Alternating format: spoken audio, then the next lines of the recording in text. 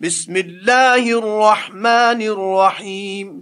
شروع خدا کا نام لے کر جو بڑا مہربان نہایت رحم والا ہے۔ سب تعریف خدا ہی کو ہے جس نے اپنے بندے محمد پر یہ کتاب نازل کی اور اس میں کسی طرح کی کجی اور پیچیدگی نہ رکھی، بلکہ سیدھی اور سلیس اتاری تاکہ لوگوں کو عذاب سخت سے جو اس کی طرف سے آنے والا ہے ڈرائے، اور مومنوں کو جو نیک عمل کرتے رہے ہیں خوشخبری سنائے کہ ان کے لیے ان کاموں کا نیک بدلہ یعنی بہشت ہے جس میں وہ ابد الآباد رہیں گے، اور ان لوگوں کو بھی ڈرائے جو کہتے ہیں کہ خدا نے کسی کو بیٹا بنا لیا ہے۔ ان کو اس بات کا کچھ بھی علم نہیں اور نہ ان کے باپ دادا ہی کو تھا۔ یہ بڑی سخت بات ہے جو ان کے منہ سے نکلتی ہے، اور کچھ شک نہیں کہ یہ جو کچھ کہتے ہیں محض جھوٹ ہے۔ اے پیغمبر، اگر یہ اس کلام پر ایمان نہ لائیں تو شاید تم ان کے پیچھے رنج کر کر کے اپنے تئیں ہلاک کر دو گے۔ جو چیز زمین پر ہے ہم نے اس کو زمین کے لیے آرائش بنایا ہے تاکہ لوگوں کی آزمائش کریں کہ ان میں کون اچھے عمل کرنے والا ہے، اور جو چیز زمین پر ہے ہم اس کو نابود کر کے بنجر میدان کر دیں گے۔ کیا تم خیال کرتے ہو کہ غار اور لوح والے ہماری نشانیوں میں سے عجیب تھے؟ جب وہ جوان غار میں جا رہے تو کہنے لگے کہ اے ہمارے پروردگار، ہم پر اپنے ہاں سے رحمت نازل فرما اور ہمارے کام میں درستی کے سامان مہیا کر۔ تو ہم نے غار میں کئی سال تک ان کے کانوں پر نیند کا پردہ ڈالے، یعنی ان کو سلائے رکھا، پھر ان کو جگا اٹھایا تاکہ معلوم کریں کہ جتنی مدت وہ غار میں رہے دونوں جماعتوں میں سے اس کی مقدار کس کو خوب یاد ہے۔ ہم ان کے حالات تم سے صحیح صحیح بیان کرتے ہیں۔ وہ کئی جوان تھے جو اپنے پروردگار پر ایمان لائے تھے، اور ہم نے ان کو اور زیادہ ہدایت دی تھی اور ان کے دلوں کو مربوط یعنی مضبوط کر دیا۔ جب اٹھ کھڑے ہوئے تو کہنے لگے کہ ہمارا پروردگار آسمانوں اور زمین کا مالک ہے، ہم اس کے سوا کسی کو معبود سمجھ کر نہ پکاریں گے۔ اگر ایسا کیا تو اس وقت ہم نے بعید از عقل بات کہی۔ ان ہماری قوم کے لوگوں نے اس کے سوا اور معبود بنا رکھے ہیں، بھلا یہ ان کے خدا ہونے پر کوئی کھلی دلیل کیوں نہیں لاتے؟ تو اس سے زیادہ کون ظالم ہے جو خدا پر جھوٹ افطرا کرے؟ اور جب تم نے ان مشرکوں سے اور جن کو یہ خدا کے سوا عبادت کرتے ہیں ان سے کنارہ کر لیا ہے تو غار میں چل رہو، تمہارا پروردگار تمہارے لیے اپنی رحمت وسیع کر دے گا اور تمہارے کاموں میں آسانی کے سامان مہیا کرے گا۔ اور جب سورج نکلے تو تم دیکھو کہ دھوپ ان کے غار سے داہنی طرف سمٹ جائے، اور جب غروب ہو تو ان سے بائیں طرف کترا جائے، اور وہ اس کے میدان میں تھے۔ یہ خدا کی نشانیوں میں سے ہیں۔ جس کو خدا ہدایت دے وہ ہدایت یاب ہے، اور جس کو گمراہ کرے تو تم اس کے لیے کوئی دوست راہ بتانے والا نہ پاؤ گے۔ اور تم ان کو خیال کرو کہ جاگ رہے ہیں حالانکہ وہ سوتے ہیں، اور ہم ان کو دائیں اور بائیں کروٹ بدلاتے تھے، اور ان کا کتا چوکھٹ پر دونوں ہاتھ پھیلائے ہوئے تھا۔ اگر تم ان کو جھانک کر دیکھتے تو پیٹھ پھیر کر بھاگ جاتے اور ان سے دہشت میں آ جاتے۔ اور اسی طرح ہم نے ان کو اٹھایا تاکہ آپس میں ایک دوسرے سے دریافت کریں۔ ایک کہنے والے نے کہا کہ تم یہاں کتنی مدت رہے؟ انہوں نے کہا کہ 1 دن یا اس سے بھی کم۔ انہوں نے کہا کہ جتنی مدت تم رہے ہو تمہارا پروردگار ہی اس کو خوب جانتا ہے، تو اپنے میں سے کسی کو یہ روپیہ دے کر شہر کو بھیجو، وہ دیکھے کہ نفیس کھانا کون سا ہے تو اس میں سے کھانا لے آئے، اور آہستہ آہستہ جائے اور تمہارا حال کسی کو نہ بتائے۔ اگر وہ تم پر دسترس پا لیں گے تو تمہیں سنسار کر دیں گے یا پھر اپنے مذہب میں داخل کر لیں گے، اور اس وقت تم کبھی فلاح نہیں پاؤ گے۔ اور اسی طرح ہم نے لوگوں کو ان کے حال سے خبردار کر دیا تاکہ وہ جانیں کہ خدا کا وعدہ سچا ہے، اور یہ کہ قیامت جس کا وعدہ کیا جاتا ہے اس میں کچھ شک نہیں۔ اس وقت لوگ ان کے بارے میں باہم جھگڑنے لگے اور کہنے لگے کہ ان کے غار پر عمارت بنا دو، ان کا پروردگار ان کے حال سے خوب واقف ہے۔ جو لوگ ان کے معاملے میں غلبہ رکھتے تھے وہ کہنے لگے کہ ہم ان کے غار پر مسجد بنائیں گے۔ بعض لوگ اٹکل پچو کہیں گے کہ وہ 3 تھے اور چوتھا ان کا کتا تھا، اور بعض کہیں گے کہ وہ 5 تھے اور چھٹا ان کا کتا تھا، اور بعض کہیں گے کہ وہ 7 تھے اور 8واں ان کا کتا تھا۔ کہہ دو کہ میرا پروردگار ہی ان کے شمار سے خوب واقف ہے۔ ان کو جانتے بھی ہیں تو تھوڑے ہی لوگ جانتے ہیں، تو تم ان کے معاملے میں گفتگو نہ کرنا مگر سرسری سی گفتگو، اور نہ ان کے بارے میں ان میں سے کسی سے کچھ دریافت ہی کرنا، اور کسی کام کی نسبت نہ کہنا کہ میں اسے کل کر دوں گا، مگر انشاءاللہ کہہ کر، یعنی اگر خدا چاہے تو کر دوں گا، اور جب خدا کا نام لینا بھول جاؤ تو یاد آنے پر لے لو، اور کہہ دو کہ امید ہے کہ میرا پروردگار مجھے اس سے بھی زیادہ ہدایت کی باتیں بتائے۔ اور اصحاب کہف اپنے غار میں 9 اوپر 300 سال رہے۔ کہہ دو کہ جتنی مدت وہ رہے اسے خدا ہی خوب جانتا ہے، اسی کو آسمانوں اور زمین کی پوشیدہ باتیں معلوم ہیں۔ وہ کیا خوب دیکھنے والا اور کیا خوب سننے والا ہے، اس کے سوا ان کا کوئی کارساز نہیں، اور نہ وہ اپنے حکم میں کسی کو شریک کرتا ہے۔ اور اپنے پروردگار کی کتاب کو جو تمہارے پاس بھیجی جاتی ہے پڑھتے رہا کرو، اس کی باتوں کو کوئی بدلنے والا نہیں، اور اس کے سوا تم کہیں پناہ بھی نہیں پاؤ گے۔ اور جو لوگ صبح و شام اپنے پروردگار کو پکارتے اور اس کی خوشنودی کے طالب ہیں، ان کے ساتھ صبر کرتے رہو، اور تمہاری نگاہیں ان میں سے گزر کر اور طرف نہ دوڑیں کہ تم آرائش زندگانی دنیا کے خواستگار ہو جاؤ۔ اور جس شخص کے دل کو ہم نے اپنی یاد سے غافل کر دیا ہے، اور وہ اپنی خواہش کی پیروی کرتا ہے، اور اس کا کام حد سے بڑھ گیا ہے، اس کا کہا نہ ماننا۔ اور کہہ دو کہ لوگو یہ قرآن تمہارے پروردگار کی طرف سے برحق ہے، تو جو چاہے ایمان لائے اور جو چاہے کافر رہے۔ ہم نے ظالموں کے لیے دوزخ کی آگ تیار کر رکھی ہے جس کی قناتیں ان کو گھیر رہی ہوں گی، اور اگر فریاد کریں گے تو ایسے کھولتے ہوئے پانی سے ان کی داد رسی کی جائے گی جو پگھلے ہوئے تانبے کی طرح گرم ہوگا اور جو منہوں کو بھون ڈالے گا۔ ان کے پینے کا پانی بھی برا اور آرام گاہ بھی بری ہے۔ اور جو ایمان لائے اور کام بھی نیک کرتے رہے تو ہم نیک کام کرنے والوں کا اجر ضائع نہیں کرتے۔ ایسے لوگوں کے لیے ہمیشہ رہنے کے باغ ہیں جن میں ان کے محلوں کے نیچے نہریں بہہ رہی ہیں۔ ان کو وہاں سونے کے کنگن پہنائے جائیں گے، اور وہ باریک دیبا اور اطلس کے سبز کپڑے پہنا کریں گے، اور تختوں پر تکیے لگا کر بیٹھا کریں گے۔ کیا خوب بدلہ اور کیا خوب آرام گاہ ہے۔ اور ان سے 2 شخصوں کا حال بیان کرو جن میں سے ایک کو ہم نے انگور کے 2 باغ عنایت کیے تھے، اور ان کے گرد گرد کھجوروں کے درخت لگا دیے تھے، اور ان کے درمیان کھیتی پیدا کر دی تھی۔ دونوں باغ کثرت سے پھل لاتے، اور اس کی پیداوار میں کسی طرح کی کمی نہ ہوتی، اور دونوں میں ہم نے ایک نہر بھی جاری کر رکھی تھی۔ اور اس طرح اس شخص کو ان کی پیداوار ملتی رہتی تھی۔ تو ایک دن جب کہ وہ اپنے دوست سے باتیں کر رہا تھا، کہنے لگا کہ میں تم سے مال و دولت میں بھی زیادہ ہوں، اور جتھے اور جماعت کے لحاظ سے بھی زیادہ عزت والا ہوں۔ اور ایسی شیخیوں سے اپنے حق میں ظلم کرتا ہوا اپنے باغ میں داخل ہوا۔ کہنے لگا کہ میں نہیں خیال کرتا کہ یہ باغ کبھی تباہ ہو، اور نہ خیال کرتا ہوں کہ قیامت برپا ہو، اور اگر میں اپنے پروردگار کی طرف لوٹایا بھی جاؤں تو وہاں ضرور اس سے اچھی جگہ پاؤں گا۔ تو اس کا دوست جو اس سے گفتگو کر رہا تھا کہنے لگا، کیا تم اس خدا سے کفر کرتے ہو جس نے تم کو مٹی سے پیدا کیا، پھر نطفے سے تمہیں پورا مرد بنایا؟ مگر میں تو یہ کہتا ہوں کہ خدا ہی میرا پروردگار ہے، اور میں اپنے پروردگار کے ساتھ کسی کو شریک نہیں کرتا۔ اور بھلا جب تم اپنے باغ میں داخل ہوئے تو تم نے ماشاء اللہ لا قوت الا باللہ کیوں نہ کہا؟ اگر تم مجھے مال اور اولاد میں اپنے سے کمتر دیکھتے ہو تو عجب نہیں کہ میرا پروردگار مجھے تمہارے باغ سے بہتر عطا فرمائے، اور اس تمہارے باغ پر آسمان سے آفت بھیج دے تو وہ صاف میدان ہو جائے، یا اس کی نہر کا پانی گہرا ہو جائے تو پھر تم اسے نہ لا سکو، اور اس کے میووں کو عذاب نے آ گھیرا اور وہ اپنی چھتریوں پر گر کر رہ گیا۔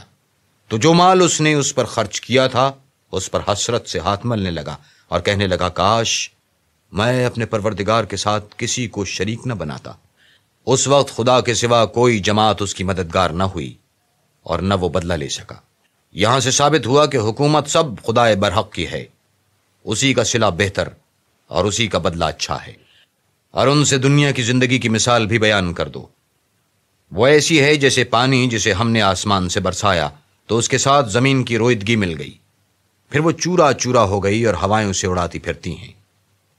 اور خدا تو ہر چیز پر قدرت رکھتا ہے۔ مال اور بیٹے تو دنیا کی زندگی کی رونق و زینت ہیں، اور نیکیاں جو باقی رہنے والی ہیں وہ ثواب کے لحاظ سے تمہارے پروردگار کے ہاں بہت اچھی اور امید کے لحاظ سے بہت بہتر ہیں۔ اور جس دن ہم پہاڑوں کو چلائیں گے اور تم زمین کو صاف میدان دیکھو گے، اور ان لوگوں کو ہم جمع کر لیں گے تو ان میں سے کسی کو بھی نہیں چھوڑیں گے، اور سب تمہارے پروردگار کے سامنے صف باندھ کر لائے جائیں گے۔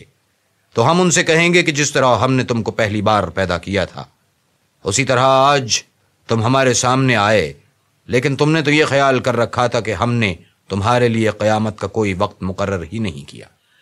اور عملوں کی کتاب کھول کر رکھی جائے گی تو تم گناہگاروں کو دیکھو گے کہ جو کچھ اس میں لکھا ہوگا اس سے ڈر رہے ہوں گے اور کہیں گے ہائے شامت، یہ کیسی کتاب ہے کہ نہ چھوٹی بات کو چھوڑتی ہے نہ بڑی کو، کوئی بات بھی نہیں مگر اسے لکھ رکھا ہے، اور جو عمل کیے ہوں گے سب کو حاضر پائیں گے، اور تمہارا پروردگار کسی پر ظلم نہیں کرے گا۔ اور جب ہم نے فرشتوں کو حکم دیا کہ آدم کو سجدہ کرو تو سب نے سجدہ کیا مگر ابلیس نے نہ کیا، وہ جنات میں سے تھا تو اپنے پروردگار کے حکم سے باہر ہو گیا۔ کیا تم اس کو اور اس کی اولاد کو میرے سوا دوست بناتے ہو حالانکہ وہ تمہارے دشمن ہیں؟ اور شیطان کی دوستی ظالموں کے لیے خدا کی دوستی کا برا بدل ہے۔ میں نے ان کو نہ تو آسمانوں اور زمین کے پیدا کرنے کے وقت بلایا تھا اور نہ خود ان کے پیدا کرنے کے وقت، اور میں ایسا نہ تھا کہ گمراہ کرنے والوں کو مددگار بناتا۔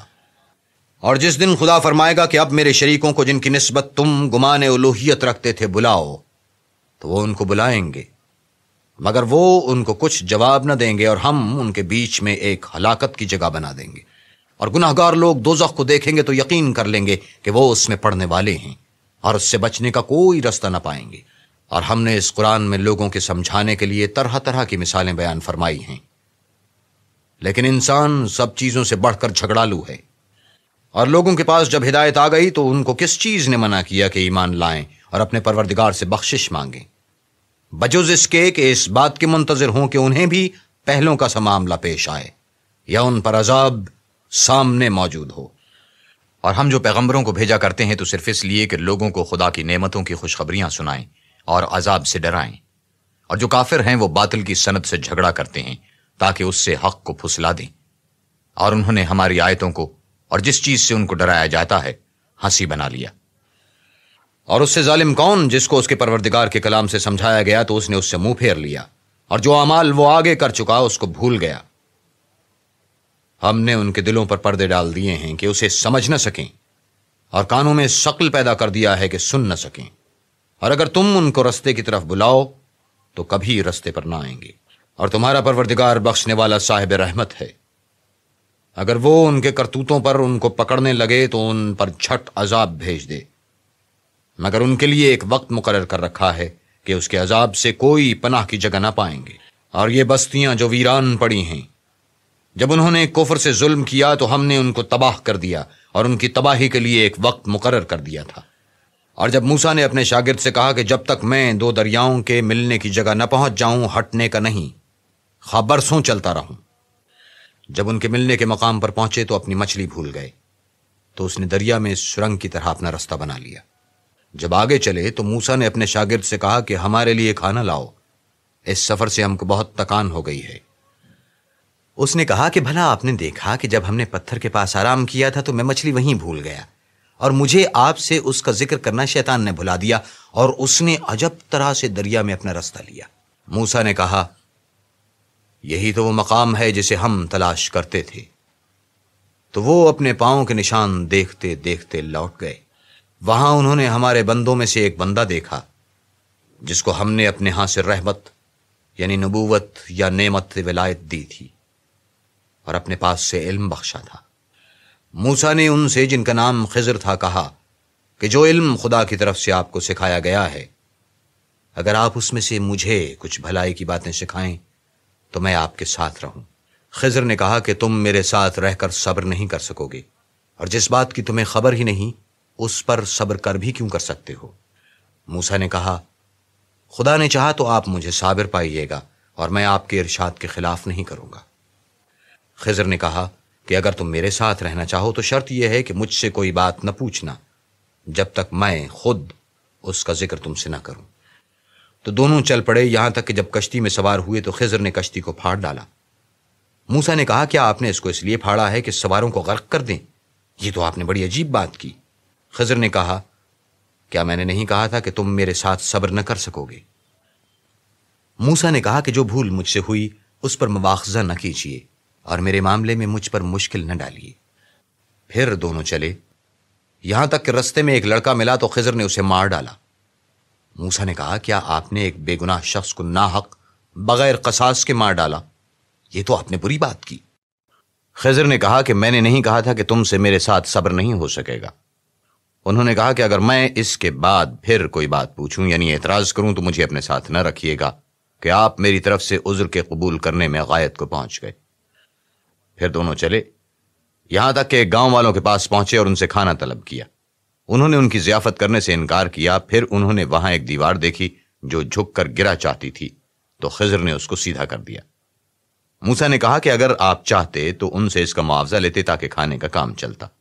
خضر نے کہا کہ اب مجھ میں اور تم میں علیحدگی، مگر جن باتوں پر تم صبر نہ کر سکے میں ان کا بھید تمہیں بتائے دیتا ہوں کہ وہ جو کشتی تھی غریب لوگوں کی تھی جو دریا میں محنت کر کے یعنی کشتیاں چلا کر گزارا کرتے تھے، اور ان کے سامنے کی طرف ایک بادشاہ تھا جو ہر ایک کشتی کو زبردستی چھین لیتا تھا۔ تو میں نے چاہا کہ اسے عیبدار کر دوں تاکہ وہ اسے غصب نہ کر سکے۔ اور وہ جو لڑکا تھا اس کے ماں باپ دونوں مومن تھے۔ ہمیں اندیشہ ہوا کہ وہ بڑا ہو کر بد کردار ہوگا، کہیں ان کو سرکشی اور کفر میں نہ پھنسا دے۔ تو ہم نے چاہا کہ ان کا پروردگار اس کی جگہ ان کو اور بچہ عطا فرمائے جو پاک تینتی میں بہتر اور محبت میں زیادہ قریب ہو۔ اور وہ جو دیوار تھی سو 2 یتیم لڑکوں کی تھی جو شہر میں رہتے تھے، اور اس کے نیچے ان کا خزانہ مدفون تھا، اور ان کا باپ ایک نیک آدمی تھا۔ تو تمہارے پروردگار نے چاہا کہ وہ اپنی جوانی کو پہنچ جائیں اور پھر اپنا خزانہ نکالیں۔ یہ تمہارے پروردگار کی مہربانی ہے، اور یہ کام میں نے اپنی طرف سے نہیں کیے۔ یہ ان باتوں کی حقیقت ہے جن پر تم صبر نہ کر سکے۔ اور تم سے ذوالقرنین کے بارے میں دریافت کرتے ہیں، کہہ دو کہ میں اس کا کسی قدر حال تمہیں پڑھ کر سناتا ہوں۔ ہم نے اس کو زمین میں بڑی دسترس دی تھی اور ہر طرح کا سامان عطا کیا تھا، تو اس نے اس سفر کا ایک سامان کیا، یہاں تک کہ جب سورج غروب ہونے کی جگہ پہنچا تو اسے ایسا پایا کہ ایک کیچڑ کی ندی میں ڈوب رہا ہے، اور اس ندی کے پاس ایک قوم دیکھی۔ ہم نے کہا ذوالقرنین تم ان کو خواہ تکلیف دو خواہ ان کے بارے میں بھلائی اختیار کرو، دونوں باتوں کی قدرت تم کو ہے۔ ذوالقرنین نے کہا کہ جو کفر بد کرداری سے ظلم کرے گا ہم اسے عذاب دیں گے، پھر وہ اپنے پروردگار کی طرف لوٹایا جائے گا تو وہ بھی اسے بڑا عذاب دے گا، اور جو ایمان لایا اور عمل نیک کرے گا اس کے لیے بہت اچھا بدلہ ہے، اور ہم اپنے معاملے میں اس پر کسی طرح کی سختی نہیں کریں گے بلکہ اس سے نرم بات کہیں گے۔ پھر اس نے ایک اور سامان سفر کا کیا، یہاں تک کہ سورج کے طلوع ہونے کے مقام پر پہنچا تو دیکھا کہ وہ ایسے لوگوں پر طلوع کرتا ہے جن کے لیے ہم نے سورج کے اس طرف کوئی اوٹ نہیں بنائی تھی۔ حقیقت الحال یوں تھی، اور جو کچھ اس کے پاس تھا ہم کو سب کی خبر تھی۔ پھر اس نے ایک اور سامان کیا، یہاں تک کہ 2 دیواروں کے درمیان پہنچا تو دیکھا کہ ان کے اس طرف کچھ لوگ ہیں کہ بات کو سمجھ نہیں سکتے۔ ان لوگوں نے کہا کہ ذوالقرنین یاجوج اور ماجوج زمین میں فساد کرتے رہتے ہیں، بھلا ہم آپ کے لیے خرچ کا انتظام کر دیں کہ آپ ہمارے اور ان کے درمیان ایک دیوار کھینچ دیں۔ ذوالقرنین نے کہا کہ خرچ جو مقدور خدا نے مجھے بخشا ہے وہ بہت اچھا ہے، تم مجھے قوت بازو سے مدد دو، میں تمہارے اور ان کے درمیان ایک مضبوط اوٹ بنا دوں گا۔ تو تم لوہے کے بڑے بڑے تختے لاؤ۔ چنانچہ کام جاری کر دیا گیا، یہاں تک کہ جب اس نے دونوں پہاڑوں کے درمیان کا حصہ برابر کر دیا اور کہا کہ اب اسے دھونکو، یہاں تک کہ جب اس کو دھونک دھونک کر آگ کر دیا تو کہا کہ اب میرے پاس تانبا لاؤ کہ اس پر پگھلا کر ڈال دوں۔